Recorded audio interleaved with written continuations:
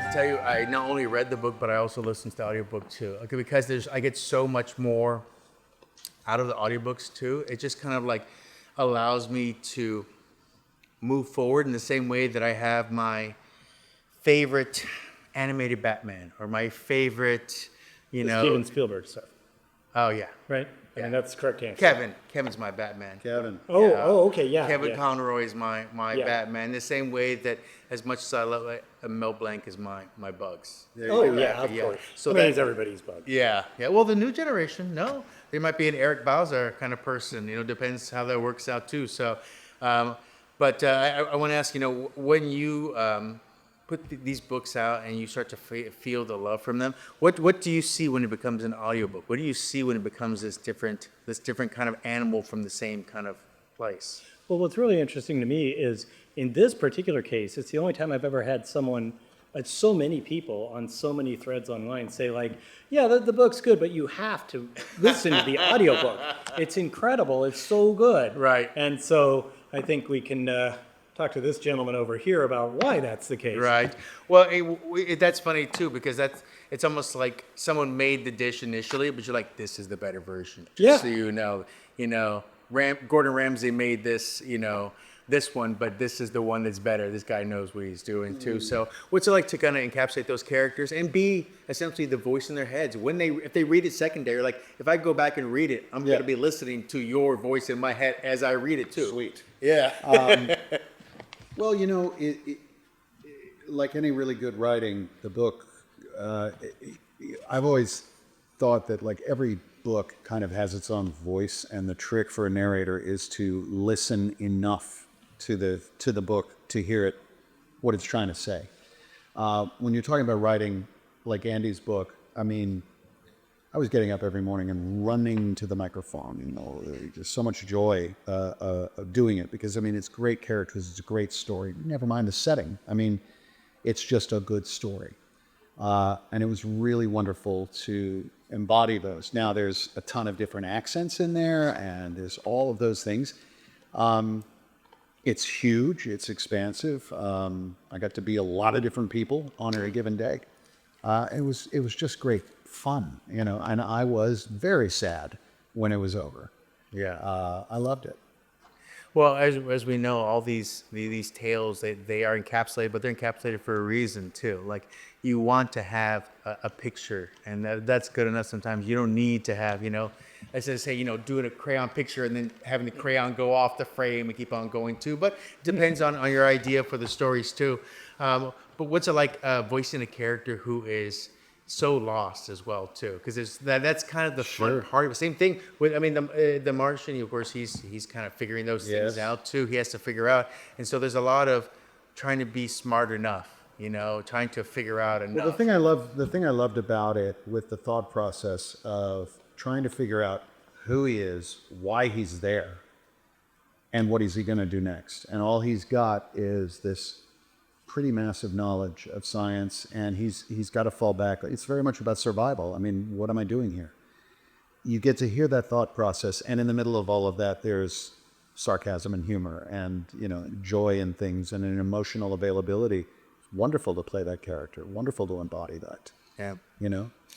Andy, of course, The Martian was a huge hit. Fantastic. We're spending way too much to have Matt Damon survive a lot of these things that happened to him, but that's fine. That's fine. It's like the never go on a trip with Tom Hanks. Never go on a trip with Tom Hanks. There's certain people, but That's why Saving Private Ryan had both. That's true. That's true. When it comes to what you did the first time, which came this one, what did you learn from having your idea made into a movie the first time to come to this one too? Is there something you wanted to do? Well, for better or worse, there's always things you learn along the way, Well, I guess I feel really blessed. I mean, I kind of hit the jackpot twice, right? They did such a fantastic job with The Martian, and it tracked the book really closely. And the same thing for Project Hail Mary. The movie, in my opinion, tracks the book very closely. It's a really good movie. I don't know. There's like nothing I would do different. When you I know I've talked to Conley and a couple other people too about essentially giving the baby over too. How much do you feel that way in this world too, or how much do you try to keep control of the baby before you pass the bassinet on over to somebody else, as it were? You know. Well, the weird thing is that, so remember, I come from a software engineering background. Yeah. I was a computer programmer for 25 years before I bungled into writing. And like, so I've never felt like the obsessive ownership that a lot of writers feel about their work. So, you know, I give it over to other people and I'm like, well, it'll be really interesting to see what these absolute experts in the field do with it. I guess I don't feel possessive. I come from a background where you're already a whole bunch of people working on a single project to make a single good thing. So it's kind of an open world program. You kind of just opened it. You put it here. Open source, maybe. Open source, Yeah. open source, and you put it on GitHub. And you're like, make it better. I Do mean, something for it. You know? I want people to pay me I get that. do it. I get so that it's too. not quite open. nice. So I like Right, that. right. Good, Let's yeah. be clear. Open But, source with capitalism. Yes, open source, but not. But no, but just it's more like in a software development environment, you're one of several engineers working on something, Right. and you're one of many steps of that program. Right. So I guess for one reason or another, I guess I don't get too precious about my stories. When other people are working on it, I'm more excited to see what they'll do, Right. rather than worried that they'll deviate from my genius vision. It's more interesting to see their genius vision and things I hadn't thought about and ways of looking at things and presenting things that never occurred to me. Right.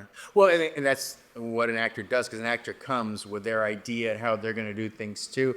Did Ryan come to you with any reason whatsoever? He's just like, I think I know, and him and the director kind of worked it out. Or, 'cause sometimes they want to ask questions, and sometimes they're fully okay with being what's on their paper exactly. Ryan was really interactive. He wanted my opinion on, like, okay, here's the scene where I was there for the production when they were shooting it, and he's like, okay, here's the scene I'm doing. Now, what's going through Ryan's head at this point? What's he thinking? What's he feeling?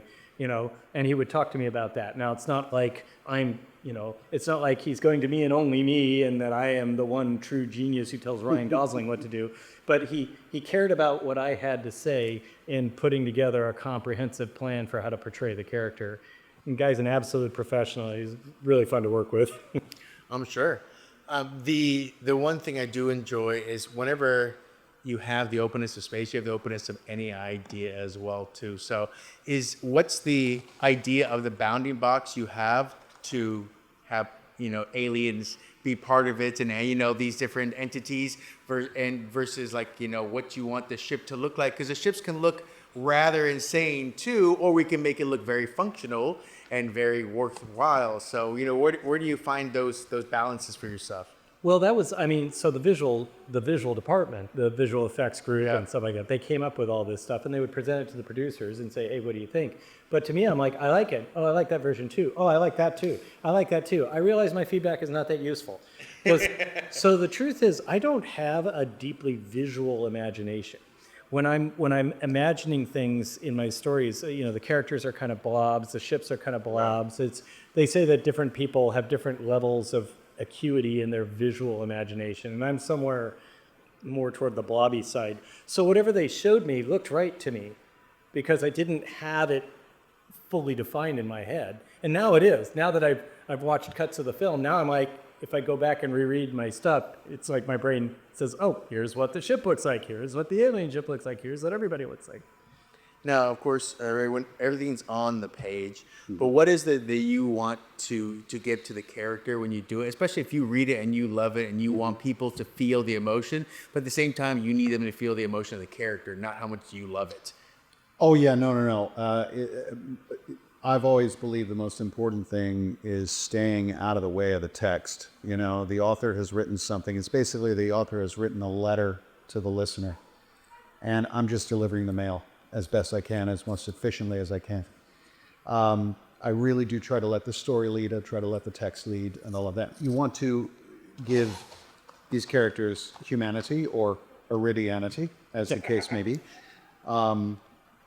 People are sloppy. People are messy. People have asked me, like, how much prep did I do to narrate the book? And I didn't. I turned the mic on and I opened the PDF and started reading, because I wanted the story to be affecting me at the same time that it's affecting the listener. Yeah. Rather than this sort of prepackaged, controlled thing. People are generally messy, and the best stories have people being messy in them, you know. And so, yeah, there was a lot of mistakes here and there, and, you know, I corrected them, but it was all in the name of giving the story as it was happening to me, the things that affected me in those moments. I'm not putting that on. It's affecting me in those moments. And it was really important that that immediacy be brought in the name of staying out of the way, Right. what Andy wrote to the listener. That's fantastic. Well, I want to say I absolutely love your books. You know, I think the best thing to ever be said about an author or someone else is when someone else recommends a book. Like that's almost like recommending someone to date. This person is good. This isn't a piece of trash person who's going to make your life worthless. This is someone worth your time too. So, you know, when you hear people say, "I recommend it to everybody," is that a big stamp? Just, I mean, It feels good. Yeah, because it's so personal to say this is not only could be you, but this is also me. That really does make me feel good to know that like people are passing around via word of mouth. It's nice because that's the most genuine, like you said, it's the most genuine of all possible like reviews. Is like, hey, you're a friend of mine. I think that you would like this book. Because if you get that wrong, your friend will be like, that book sucked, and I'm kind of mad at you, and I don't trust you. You don't know anymore. who I am at all. You don't know me at all. We are not friends. No, well, it's not quite that dramatic, but Yeah. but That went in a direction. that went quickly. That escalated. That escalated. I want to know what that book is now. Anything to Yeah. you, Chief. Yeah. But point being that it does mean that, you know, time, effort, and thought goes into those recommendations, and it makes me feel good to know that people do it. For sure. Well, I want to thank you both for coming. I know you guys have to go out to your next thing as well, but I want to thank you for coming just a little bit with us.